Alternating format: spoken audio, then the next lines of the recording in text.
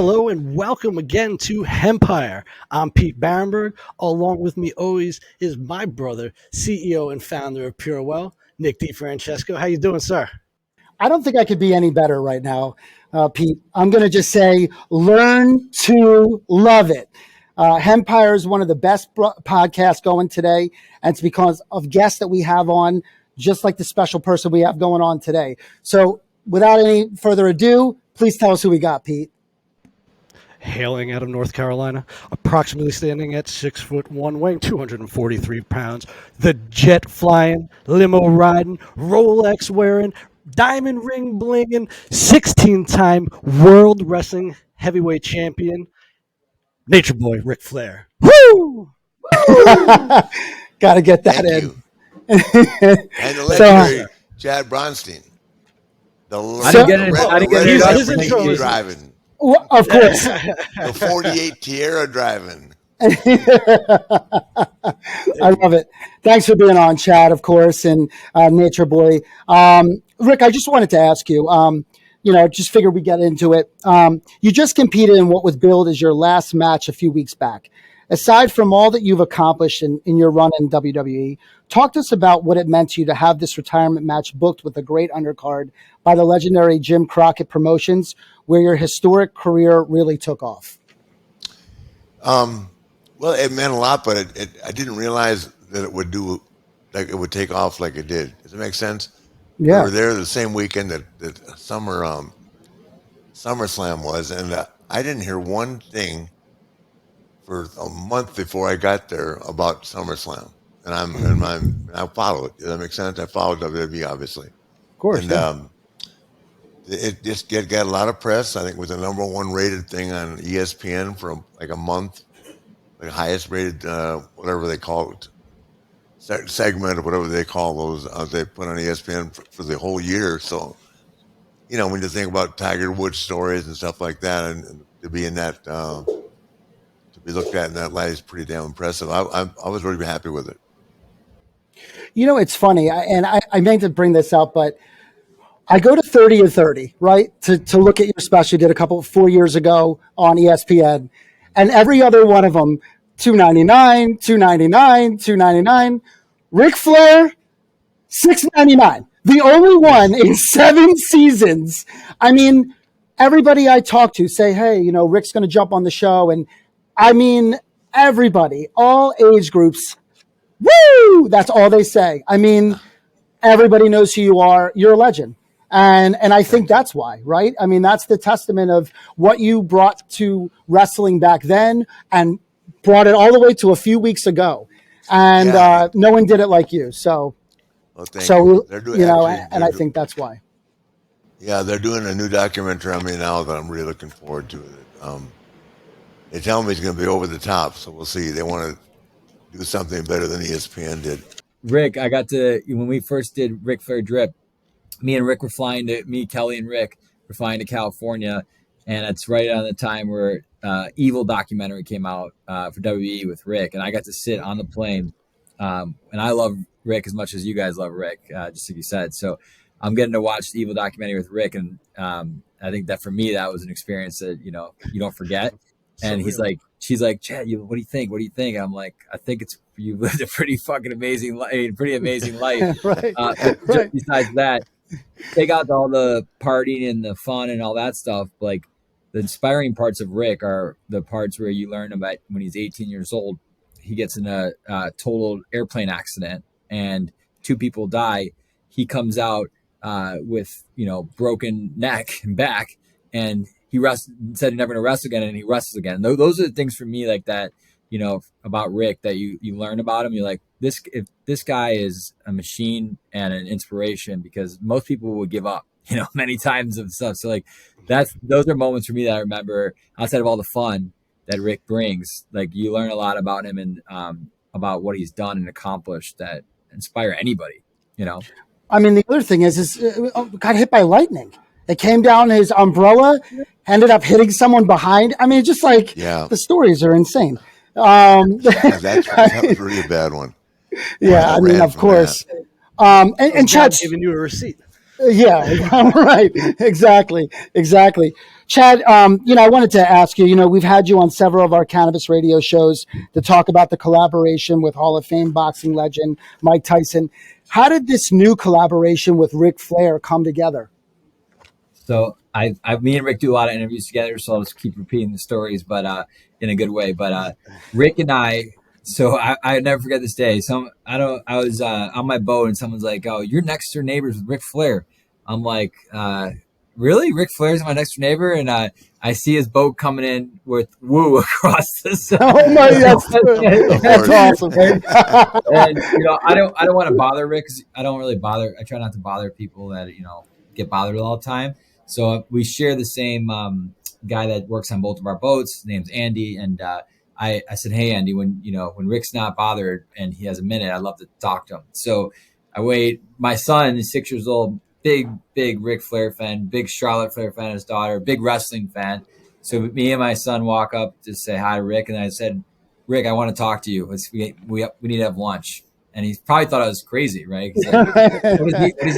What does he want to talk about? So we had lunch, and in my head, when I saw Rick, the minute I was like, I can create a brand with Ric Flair. Like he's a marketing genius. Pete, you did the introduction from on the show. He's trademarked all those. I knew we can build something. Pete, also said everyone knows who he is, and so we're like, let's go. And Rick's like, he's like, cannabis? I never thought about it. Been approached about it, but that's the story.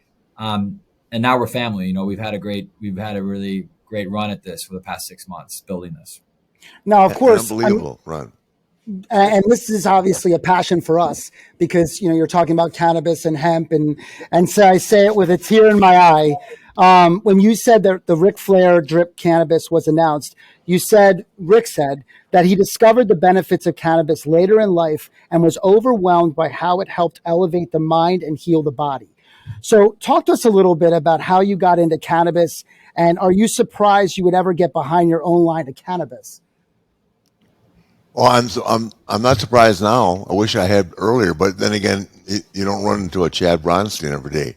And I was approached 10 years ago when it still wasn't, people weren't 100% on board. Now I just think it's been in the last 3 or 4 years that just everybody, it's just recognized as being something that is as helpful medically as it is nice recreationally. So for me, it got me off Xanax and Ambien.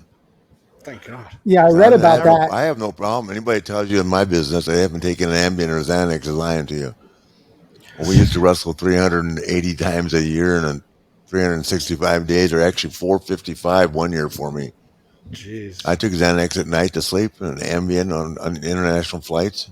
But I mean, I don't think that's a crime. Not a crime to do it. It's a prescription, but once you're on Xanax, it's very difficult to get off it. So, but with the cannabis product, I just did it gradually, and it doesn't exist anymore for me. So was it something that you took before? I'm sorry, Pete. Did you want to say something? No, I just said that was amazing. It is amazing, and that's why I kind of want to dig into this a little bit. Did you smoke when you were younger? Is it something that you ever really had part of your? I just started smoking again since I met Chad. I didn't smoke when I was younger. No, I did a couple of times in college, but I wish I had. I probably wouldn't have drank much. The best is when the psychiatrist was sitting. That did both. So. Yeah, right. It was the best when the psychiatrist was started to lay down at the end of the episode after you were like 10 beers and 5 drinks for 20 years straight. But what I'm asking is it something that you smoke? Do you do edibles? Is it topical? I mean, have you tried a lot of different types of things? I've tried everything. Yeah. I don't have any aches or pains, but I know the topical things work because I have friends that use them. So, but I can dead on testify about the edibles making you relax and fall asleep at night. They just knock you out. Yeah, I was going to ask you. Tight.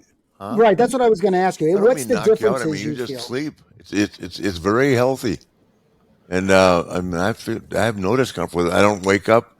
Some people wake up, like in a little groggy, but like with anything else, you have to adjust the dosage or the amount, by your body weight or whatever you can accommodate. But I sleep great with it, and once again, I don't have to go get my Xanax prescription refilled or my Ambien. So now you were using obviously Xanax during the day, Ambien at night, but No, even during Xanax. oh no, no, just during it at night for both of them. oh just at night. Okay, because I was going to I could ask never you. take a Xanax during the day. I'd be 1-2 dragging. punch. I don't. Well, that's a sleep. pretty powerful punch. Yeah. The reason why I'm asking is because I didn't know if you were using it for any type of anxiety during the day as well as Well, just I the got sleep on it issues. because of anxiety in '89 Okay. when Jim Hurd was driving me crazy.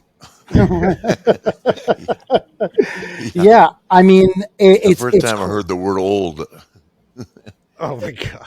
and they wanted me to become Spartacus. So, Oh, that would have been an interesting gimmick. yeah, it started out as an anxiety thing, but then after a while, it's just I'm the last one to plug it for anybody, but I'm not done. I can't deny that I've taken it. But I would, now that I'm more than explored with and more talk more with more knowledge about the cannabis, I would recommend it all day long, as opposed to the other. it's just really nice to hear from somebody of your stature and to actually say this. And this was one of the reasons I was so excited, obviously, to talk to you, for many reasons, of course, childhood idol, but also the fact of what cannabis has done for you and how it's changed your life. And that's what people need to hear more of, because there's still that stigma, Rick.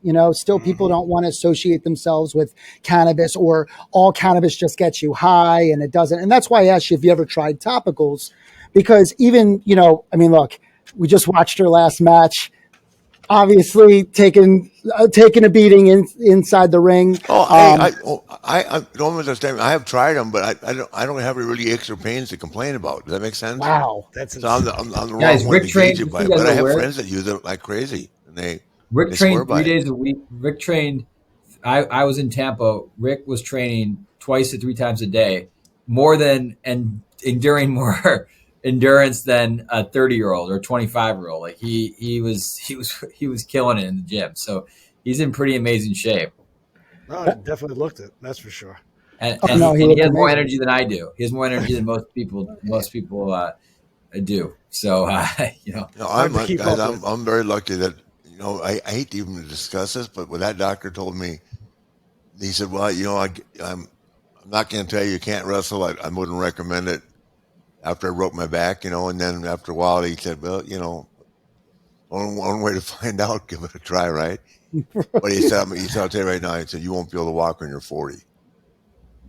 I mean, you'll have that much discomfort, meaning arthritis." Boy, was he Here wrong. I am. You know what I was thinking? I mean, I was just thinking this today. I'm gifted, blessed, guys, really blessed. Not only, I think that would led also to your blessing is that you kept yourself in shape, right? I think that I've always worked out hard, yeah, but I've right. also You partied hard, and everybody knows that and everything. But the truth is that you always hit the gym like a maniac every day. and you always took care of your body. And I think that's a good testament to anyone. Not to say that, you should have 10 beers and 5 drinks every day for 20 years or whatever. But what I'm saying is that probably has helped significantly just to keep your Now muscles, it's your just 4 joints. beers, 5 drinks, and 3 glasses of wine. Okay. So there you go. We're cutting back. And more cannabis now. Hey. 2 hands. Hey, and I roll one now. Right. I don't have to Nothing roll goes it better right with a there in glass the of tube. Just use the tube as a straw. So Chad, tell us, how did you introduce Rick to the products you're creating? And then which products did you introduce him to? So actually, Rick was part of the process. So Rick and his business partner Kelly came down to Chicago, and we spent a full day at Verano's offices, which is our partner. Okay. And Rick got to see his products firsthand and be a part of the product development. One thing that we've always wanted to do, Rick and I, when we met, was Rick loved the edible side of it, right, as he discussed. So we're creating Woo Chews. So Woo Chews will be out of market pretty soon. October will be our first drop, October 6th. We dropped California already with cookies in California with Ric Flair drips, with vapes and products and flowers. And now with Verano, we'll be in 11 states. and we're all together in 13 states with Rick. So Rick becomes the second largest brand from a national footprint behind Tyson. So Tyson's in 20 states right now. Rick's in 13. We'll continue to expand Rick internationally as well. But it's, everything Rick's had a part of. So Woo Chews, we're doing flower products. We have our Ric Flair drip pre-rolls. We're going to be live resin, dabbing. I think we'll also have a erectile dysfunction product as well. So there's a lot of products coming out. So we're very excited about it. Keeping them up. For the listeners that cannot see this right now, Rick, I can sell that. I can sell that shit for you. Rick's hands are up. He's keeping the women go Mickey Mouse, right?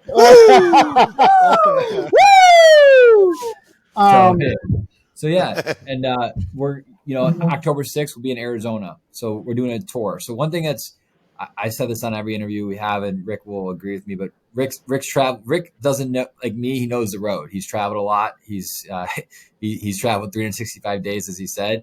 So we're not going to go crazy. Like Rick needs to have a life, but we'll be on. We're going to Arizona on October 6th.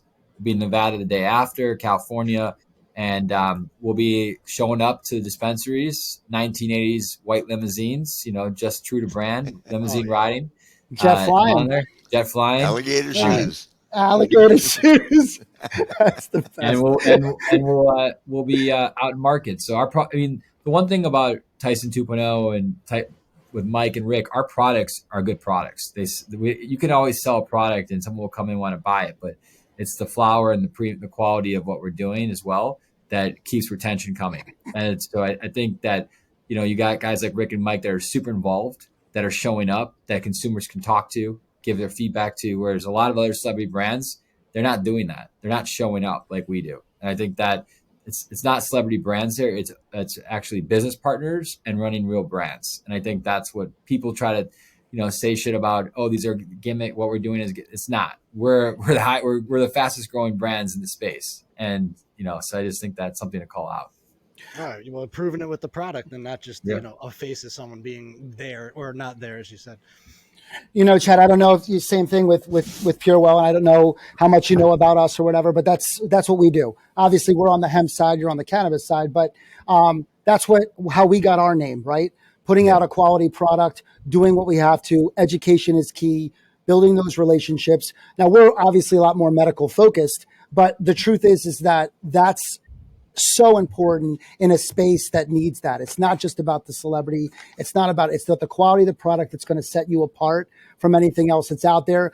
Obviously, like Rick was saying, know what you take, know how much to take. But it's really going with the companies that are going to have your best interest in heart and not just push a product on you because of a name. So, that being said, let's talk about some of these names here. We've got, you got vape cartridges. Obviously, you have flower, you have edibles, pre-rolls, a lot of the sayings, including, the Nature Boy, Champion Cannabis, and Wrestling All-Star. And, of course, the Woo Chews, which, so tell us what makes them very distinct, though. I know you were saying about the quality, but is there something specific about the strains or what the profile that you're going after? I think each strain, just like you guys know, like obviously a sativa, indica, hybrid, they all have different effects, right? So each of course. part of what we're doing, it will be a different effect that matches the mood, right? When we did this, why I want to do this with Rick is like everything Rick talks about is a mood. Like limousine riding is a mood, right? You're creating a mood, right? Rick, I can't speak for myself, but for Rick, for his kiss stealing mood, I don't know what that mood is, but that's Rick's mood, right? So every strain we do that we create is going to be relevant to something that one of our marketing, or we call it will have a mood based to that strain. I think that's the unique differentiation for us. Perfect. No, and that's kind of what we wanted to hear. Of course, it's the terpene files. I'll give you an example of the samples that I've been able to bring back or wherever I've been, I've given to other people that have tried other stuff, and they think Mike's stuff and my stuff blows everything else they've ever tried away.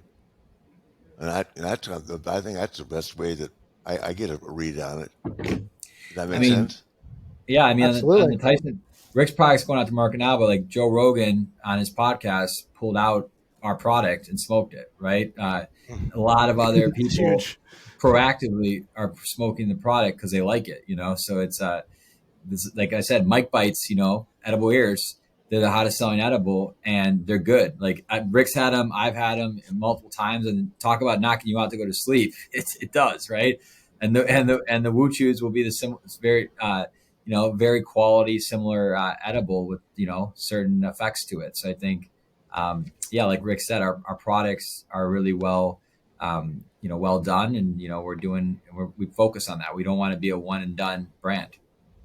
Yeah, absolutely. It's sustainability and again, building the brand based on quality and having the right people behind it. But at the end of the day, you could have anybody you want. If the product isn't what you say it is, or it's not what the people feel, that's gonna dictate the market for you. So we love to hear that. Rick, I got to ask you something because I want to ask you about the state of professional wrestling today. Without Vince McMahon running WWE, I feel like the idea of sports entertainment that brought us superstars like The Rock, Stone Cold Steve Austin, John Cena, and The Undertaker is changing to a product that diehard wrestling fans will love. Do you think that wrestling promoters know what it takes to build wrestlers that will fill stadiums in the future and live up to the global level of like a Ric Flair? Well, I think here's the thing. What's happening right now is like, they're talking about rebuilding, like, as an example, they're calling, I'm thinking of different NFL teams that are like in a rebuilding phase, or baseball teams or hockey. I mean, that rebuilding phase applies to wrestling as well, too. There are so many guys that, are household names that are gone now. I mean, Taker, Hunter, Sean, myself, Brett, Rock, Stone Cold. I mean, and it takes a while. It doesn't. You don't become a household name in a year or 2 years or 3 years. You really don't. I mean, because not that many people. There's too many other things to watch on TV. You don't get 7 and 8 ratings anymore like we used to in the 80s and 90s. If you get 2, but the WWE with Vince gone right now, they brought up some of the younger people, and they're doing great. And we'll see where they are in 3 years. So it's a rebuilding process right now, I think, for the company.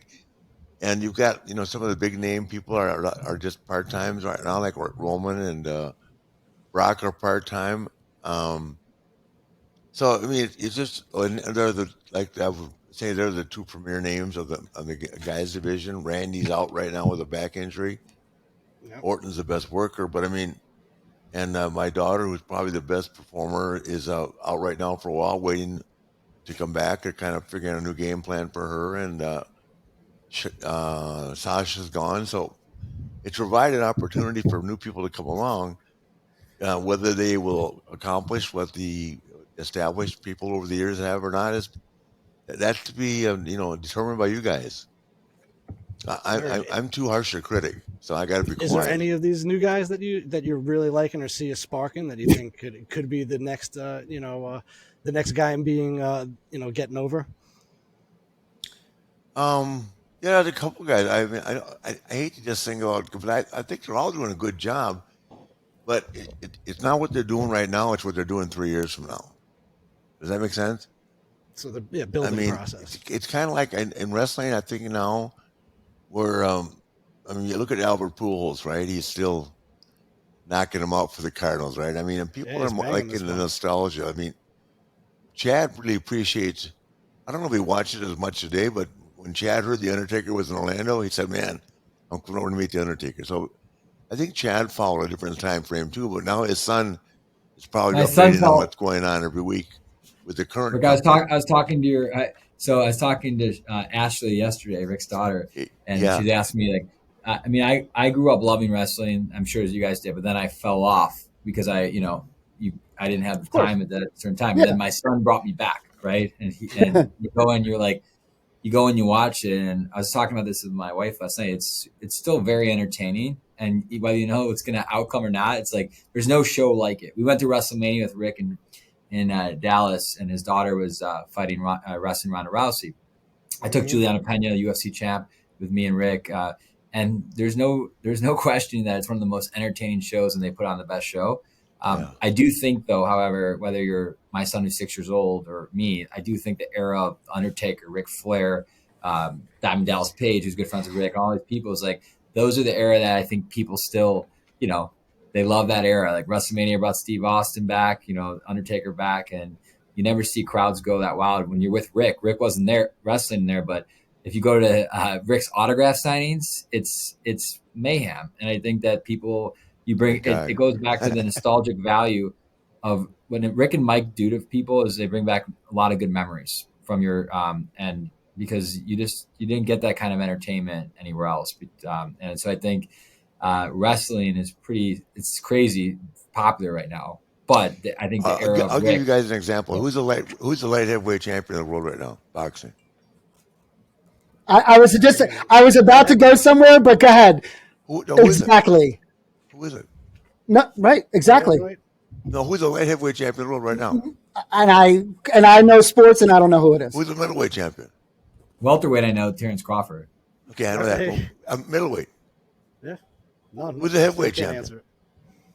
Tyson Fury is a heavyweight. Tyson Fury. Okay, cool. Yeah, Fury just. Well, I was just with Roy Jones Jr. this weekend, and with George Foreman and Michael Spinks and all these guys. And I was just thinking, you're never going to see Roy Jones Jr. Well, you'll never see another guy like that.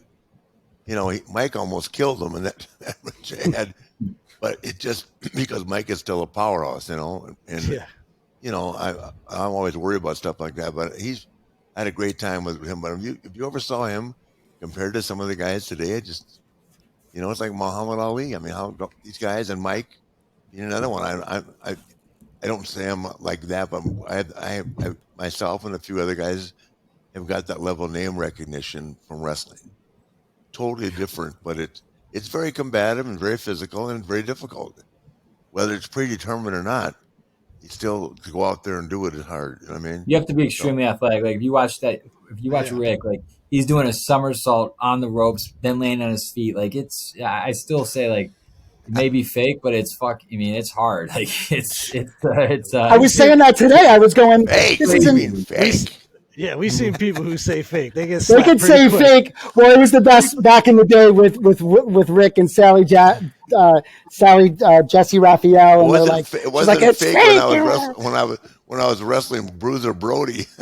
I would say, Yeah, sorry, there's nothing I'd fake say, with that guy. I would for say sure. not fake, Rick. You know what I'm saying. No, I'm kidding. Yeah. Anyway, Hey guys, I used to walk back in the dressing room in St. Louis, right? Brody smoked a lot. So I would say to Brody, Harley would say, find out what Brody wants to do, get back to me. So I'd walk back to him, Brody would be back there smoking a joint. This is back in the 80s, right? I'd go, Frank, what do you got in mind tonight?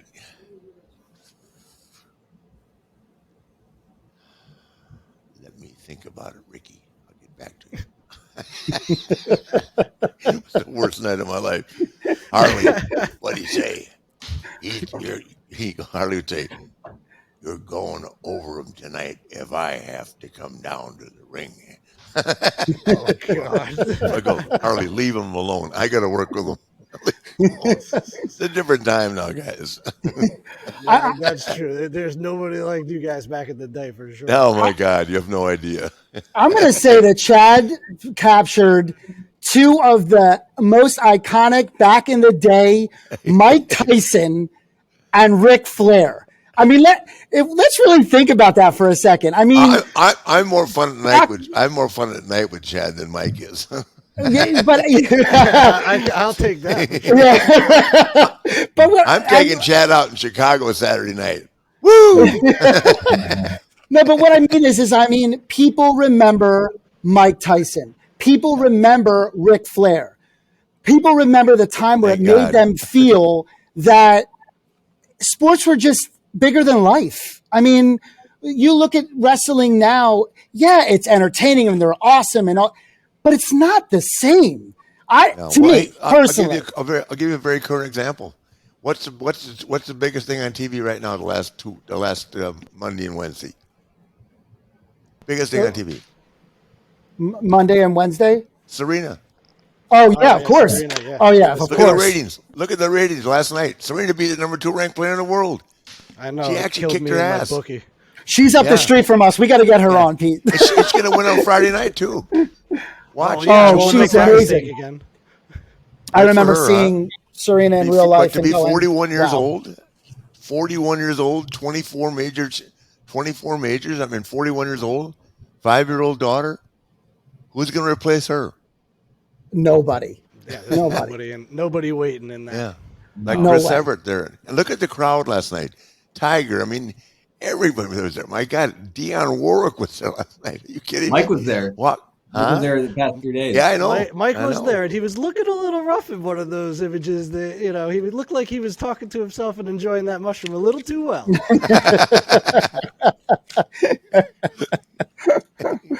And again, it's just saying it for my producer, obviously, who wants to say this, for making he's an absolute crazy fan of yours. Thank you. Everybody again that we talked to, I don't want to fanboy this, but just saying it's a real honor to have you on and to talk about cannabis with you, because it needs to be brought up. People need to understand that it's not just for fun, right? It actually helps you. You got off absolutely. of a prescription medication. You got off of You got off of Ambien, and you got off of benzos.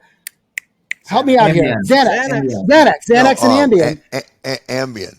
Right, Ambien and Xanax. I mean, Ambien, the things that we hear every single day of people that are begging to get off Ambien, of what it does to them and the side effects. Oh, they're both very addictive. Yeah, I know. Super addictive, and you don't know the side effects. And I would highly recommend the edibles for that, for sure. And Nick, I'm glad you called out what was lucky, but that you said that we have the two greatest icons as a thing. Is that was all chance on both sides, and I have to say, like, for me, I always say in some interviews, like, but Rick and Mike are one of my favorite two people, and this is, like, I think what people notice about our company is that we're having fun while we're doing it, and I think that a lot of that gets lost. I think a lot of the cannabis market also appreciates that. Like when we do our tours, like a lot of the MSOs, like, thank you to Rick and thank you to Mike for what you guys are doing for this industry, because they're bringing back a lot of fun to the industry, and they're also showing, brands, as you know, Nick, from like Purwell, like, brands matter in space, but it's hard to develop brands. So seeing how we're seeing that could be done, I think gives a lot of hope to the industry.